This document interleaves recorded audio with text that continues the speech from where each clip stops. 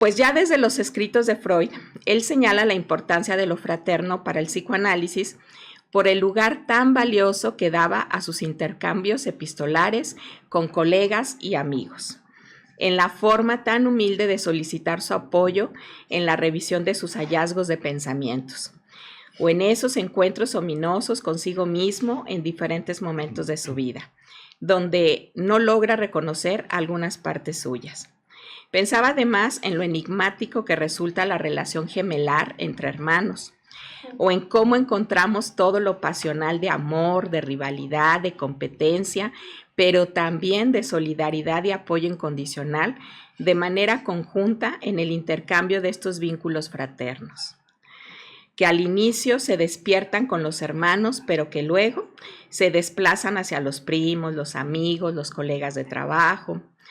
Bueno, pues un tema por demás amplio y muy profundo, que nos lleva a dialogar cómo lo fraterno nos ayuda a tramitar nuestro propio narcisismo, la relación que hemos tenido con nuestros propios padres, nuestro éxito o fracaso en las relaciones interpersonales, de pareja o laborales. Bueno, pues bienvenido de nuevo, Juan, y por donde tú quieras comenzar. Pues justamente por lo que acabas de afirmar, bueno, nuevamente gracias por la invitación. Gracias, Luisette, porque me prestaste este hermoso texto de Luis Canciper que habla del complejo de lo fraterno, el complejo fraterno, que no es lo mismo que el complejo de Edipo, que es un complejo muy importante para entender las neurosis, ¿no? Desde nuestra disciplina. Y acabas de afirmar algo que me parece muy importante porque es justo de lo que nos hace pensar esto de lo fraterno y por qué Luis Canciper y por qué el psicoanálisis se interesó en hablar de un complejo, ¿no?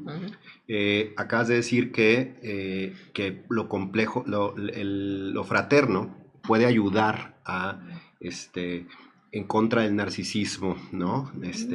Pero eso va a depender justamente de cómo justamente se cruce o no el complejo fraterno, de cómo se viva, ¿no? El complejo fraterno es un conjunto organizado de deseos de amor o hostiles que tenemos con el hermano, ¿no? El niño nace y vamos a pensar en el primogénito, es el primero, es el niño Dios, es el niño que tanto quieren los padres, que tanto desearon, es una cabeza distinta la que los padres regularmente tienen hacia el primogénito, porque es el primero, tal cual, ¿no? Es la apertura hacia su nuevo ser padres, ¿no? Antes no será padre y luego ya se es padre, ¿no? O se es madre cuando se tiene a la primer cría, ¿no? En ese momento sucede que los padres tienen un movimiento de engranes, se hace el movimiento familiar en donde entra un tercero y esto cambia pues completamente la dinámica, digamos, consciente e inconscientemente de esa familia. Y no es lo mismo ser padre por segunda vez, ¿no? Sí. Y eso ya de entrada hace un movimiento distinto. Pero segundo, el niño no es lo mismo un niño que ya se ve confrontado con otro igual, pasa de ser ese niño único o niña única, que es una maravilla porque pues soy único en este mundo, soy único en esta casa, soy única en esta casa y pues viene un intruso, ¿no? Lo cual va a despertar, lo dice Melanie Klein, lo dicen varios autores, pues muchos deseos hostiles en relación a ese hermano, a esa hermana, ¿no? Deseos de aniquilamiento, deseos de que te quites porque eres un intruso, porque me estás quitando este lugar privilegiado que tengo, ¿no? Entonces sí va a ser muy importante justamente cómo es el desarrollo de la cabeza, del aparato psíquico de este niño para permitir o no lo fraterno. O sea, lo fraterno, algo importante, es algo que se puede permitir o no desde el punto de vista de dejar existir un otro igual, en la condición de igual. Y lo que nos va a decir el psicoanálisis es que en esta condición de igual vamos a desarrollar siempre esos dos, digamos que lados de la moneda, amor y odio. Siempre va a ser una relación, decimos, ambivalente, ¿no? ¿Por qué? Porque, bueno, tiene que ver con estas emociones iniciales que tienen que ver con, pues recibo en el mundo a este intruso y ¿por qué? Porque también le dicen bebé, ¿por qué también le dicen cariño? ¿Por qué también le proveen tantos cuidados que no era yo el único rey o la única reina de este mundo?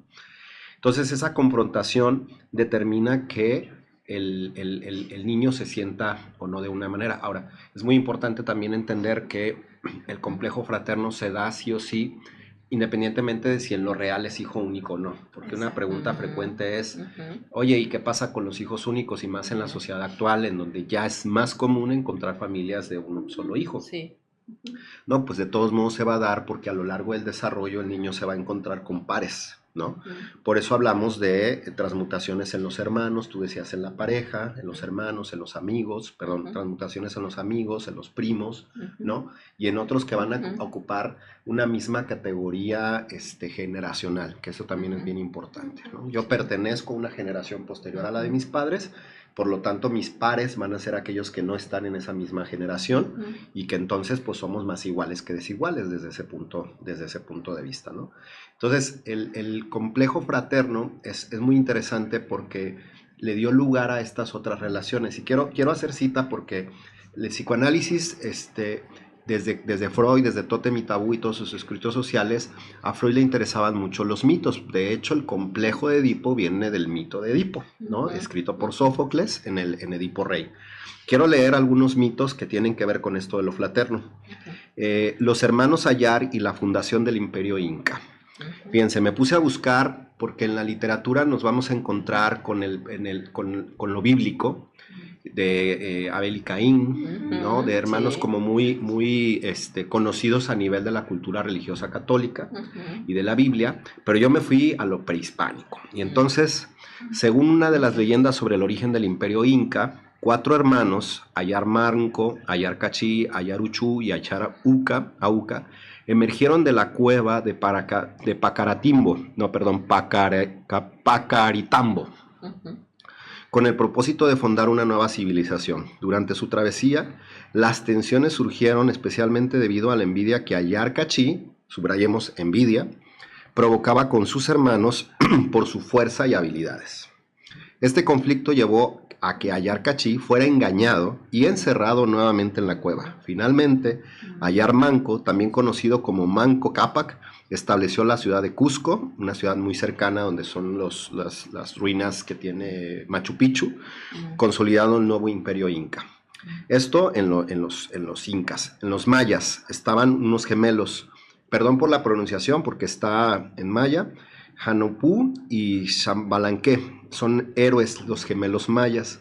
En la mitología maya, narrada en el Popol Vuh, los gemelos son figuras centrales. Estos hermanos se enfrentaron y vencieron a los señores del inframundo de Xibalbá en una serie de desafíos y pruebas. Su victoria simboliza el triunfo del ingenio y la unidad fraternal sobre las fuerzas oscuras, y su historia es fundamental en la cosmovisión maya. Y bueno, hay otros dos que los dejo para el final o para otro momento, pero en la mitología griega, prehispánica, en la mitología de la humanidad, nos vamos a encontrar con orígenes de la fraternidad.